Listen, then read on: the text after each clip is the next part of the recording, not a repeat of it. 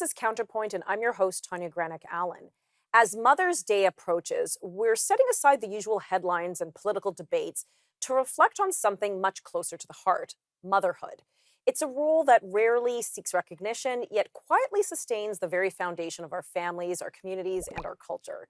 Motherhood today is often framed in extremes, either polished into an ideal that feels out of reach or minimized as just one lifestyle among many.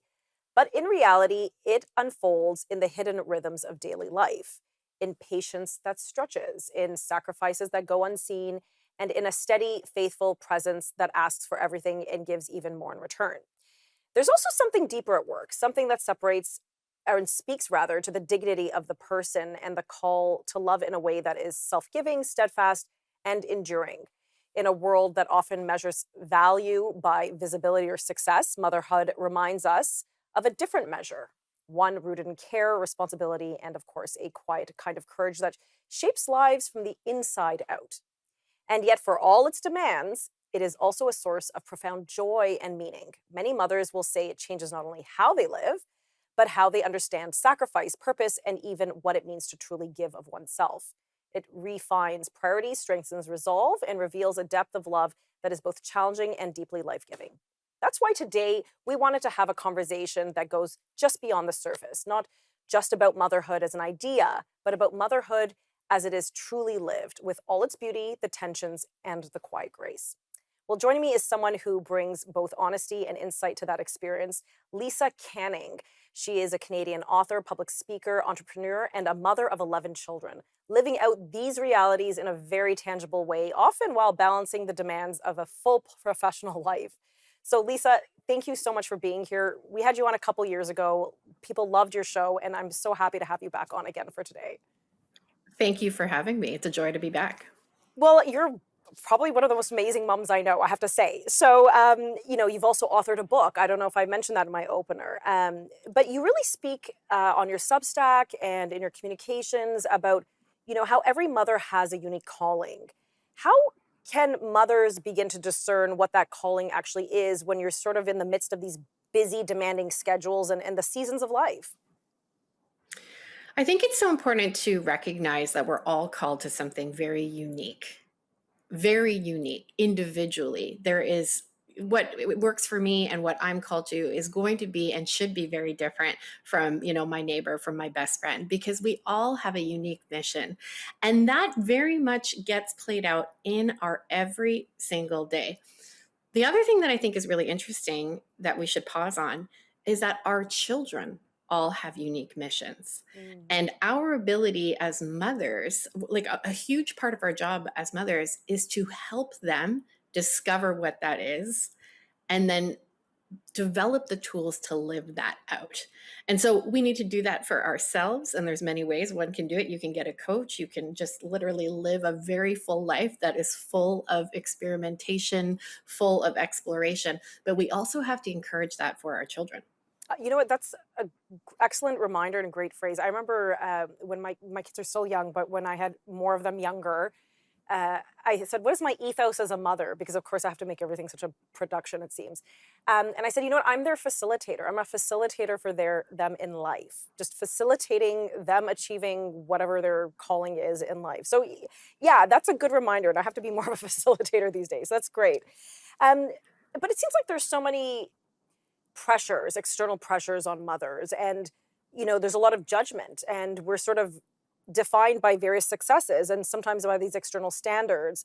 How do we shift that narrative to really what motherhood ought to be, which is being defined by something way, way deeper than that?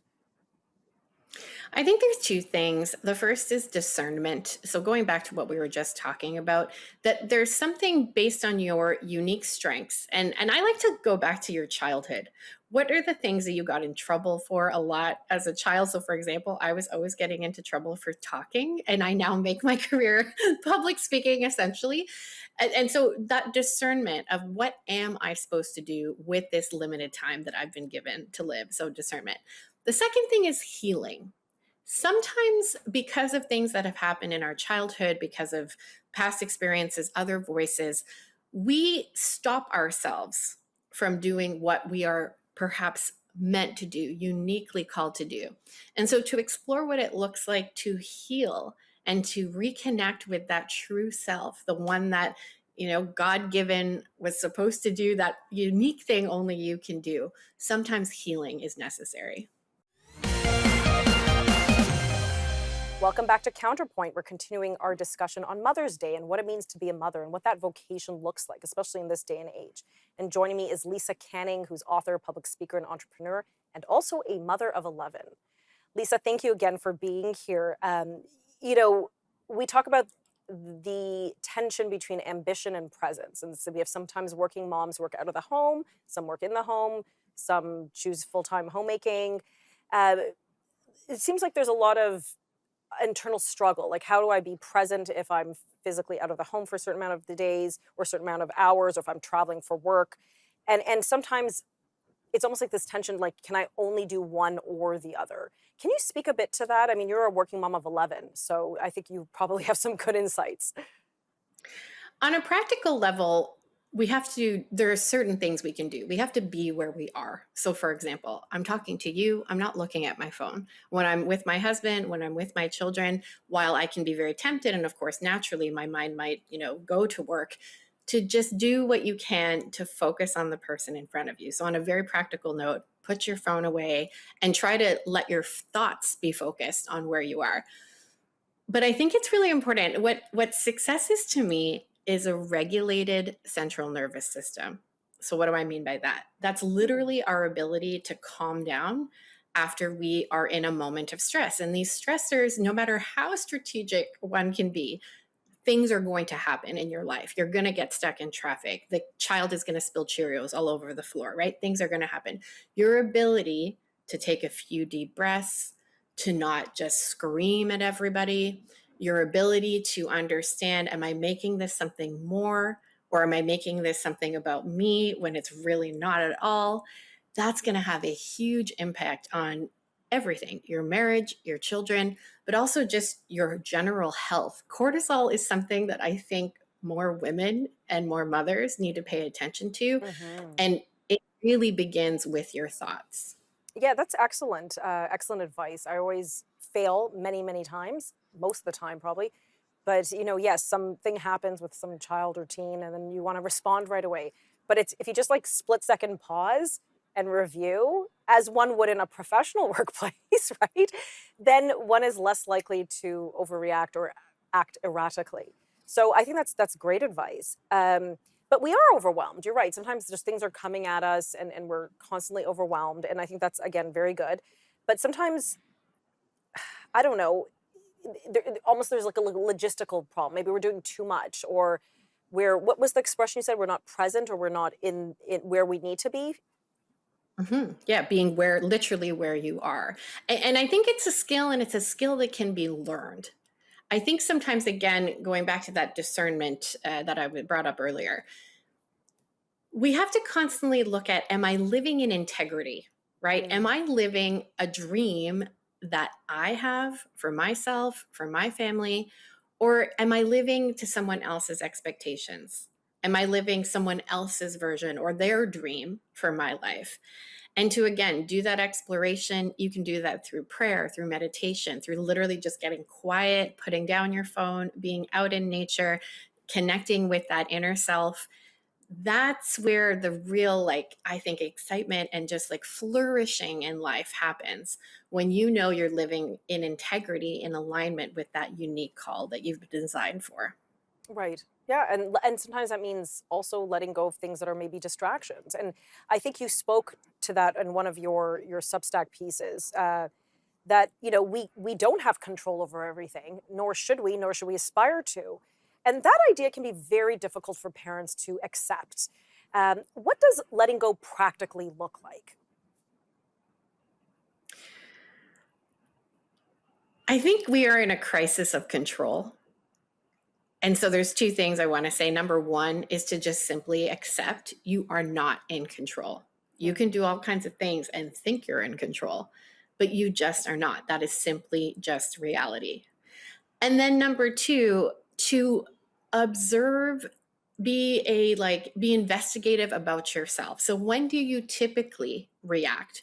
When do you typically clench? When does your breath start to be more shallow? Like, just observe those times in your life, in your day, and then get curious about why. And it could be as simple as somebody else in your life, like your mom, your dad, a teacher, said that is absolutely wrong, and don't do that. Or it could be a myriad of other things. But to, again, just get curious and understand you can make new circumstances safe. What was previously unsafe to you, you can actually do some adult investigation around and decide what is safe. Okay, excellent advice. We're going to pick up this topic again just after this commercial break.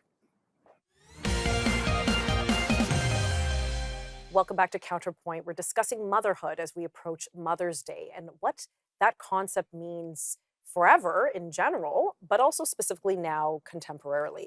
And joining me for that discussion is Lisa Canning.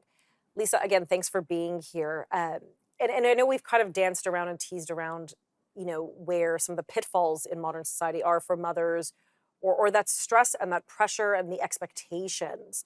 And I don't know if it's from like Instagram reels or social media reels or what, but it seems that in my experience talking to other mothers that they feel like they're failing all the time, that they're inadequate, that they're not being enough. And we talked about letting go of control, and that's fine.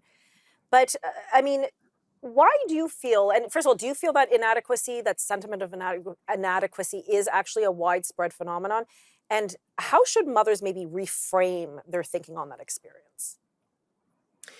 I think it is a widespread phenomenon, and I think there's a couple of factors that contribute it. Number one is we now more than ever have access to the lives of other people. We did not have as much access to celebrities, to authors, to speakers, to whoever. We just didn't. And now people stream anything happening in their lives at any given moment, any time of day. And so that can lead us to, of course, comparison, which is natural and normal. We're human beings, so of course when someone else is doing it different, or someone else is presenting something that maybe just looks more aesthetic or more appealing, I think it's only natural that we can get into comparison. And this is why, again, critical thinking, like just the ability to critically assess, what am I consuming? Does it make me feel good? Does it not make me feel good? Can I observe this and disagree with it without getting mad? And again, that regulation of the central nervous system. Can I observe it and then move on? And so, because of these factors, social media being one of them, I think also our inability to disagree just neutrally.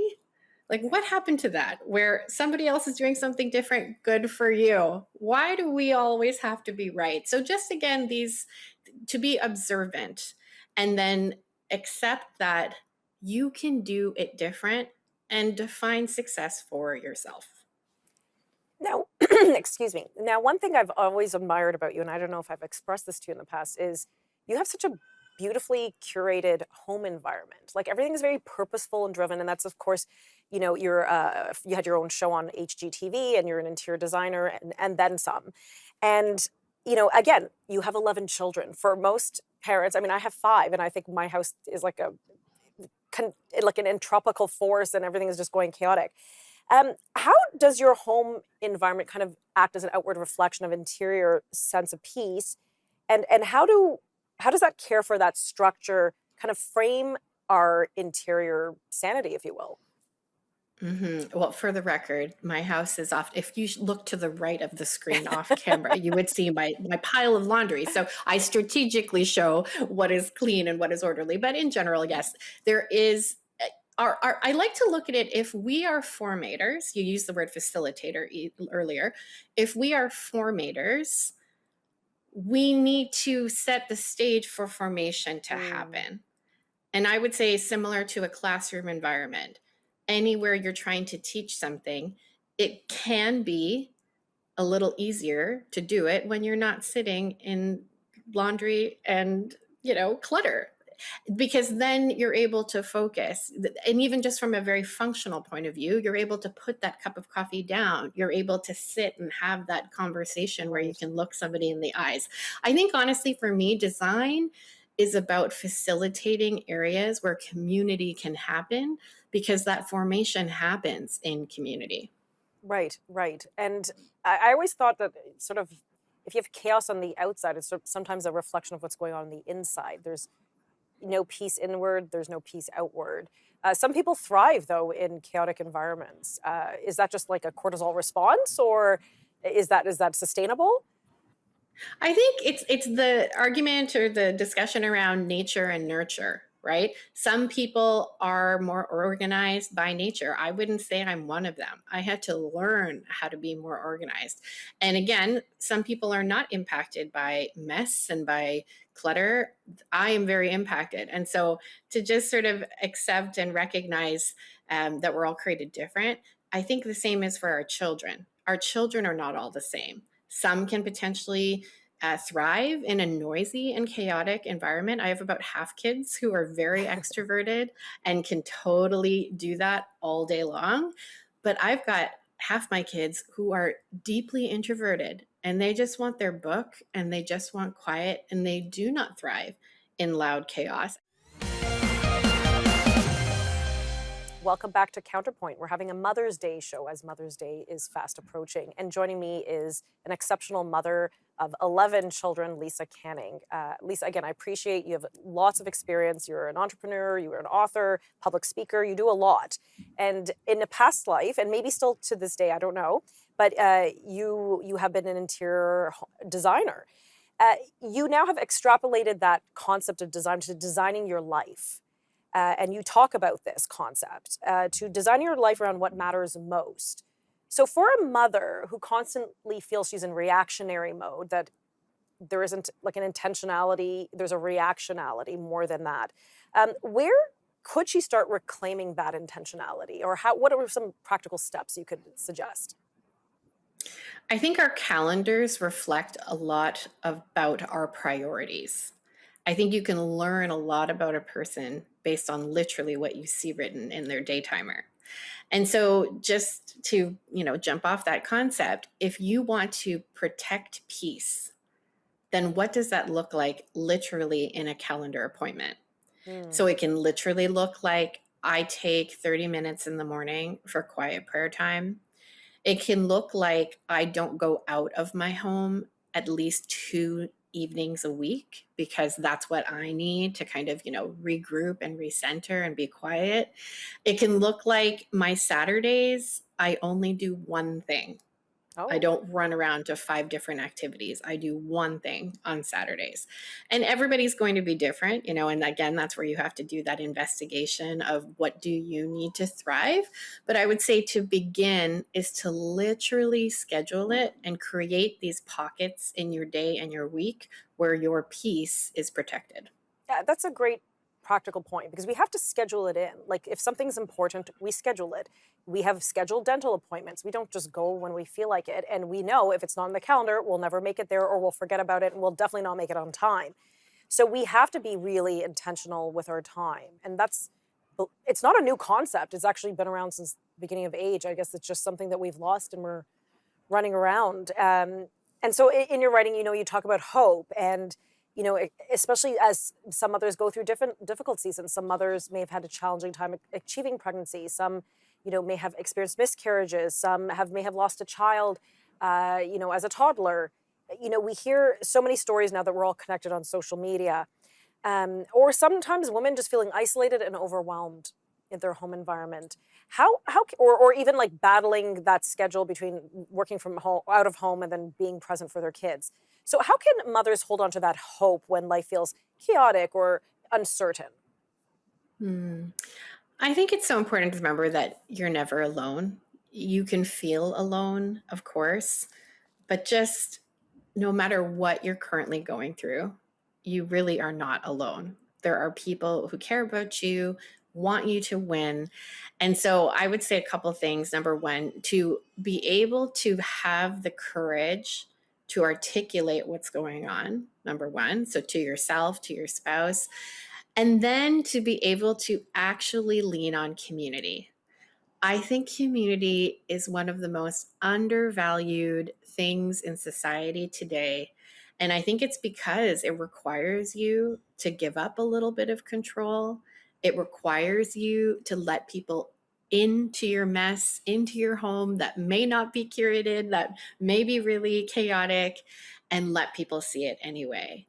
But there are people in your community, in your neighborhood, who want you to win, who care about you. Let them love you. And, by the same way, reach out to them and show them love and kindness. That sounds so beautiful. Beautiful. Okay, we only have about half a minute left. What's the one thing you wish more mothers understood about the significance and importance of their role, not even just within their families, but even within the broader culture and society at large? The formation of your children has a legacy and impact so much bigger than you will ever know. The people that we're forming today go out to impact, their kids in their school, will go out to impact then future careers, future communities. The work you're doing today will have an impact for generations to come. Wow, well said. Well, Lisa, thank you so much. And I can hear your little ones crying, so I'm going to let you go. Thank you so much. And happy Mother's Day to you and to all the mothers out there. Thank you. And to you. Thank you. Thank you so much. And that's all the time we have for today. If you'd like to suggest a topic for the show, feel free to reach out via X at Granic Allen or via the News Forum website. Thank you for watching. And most importantly, happy Mother's Day to you all.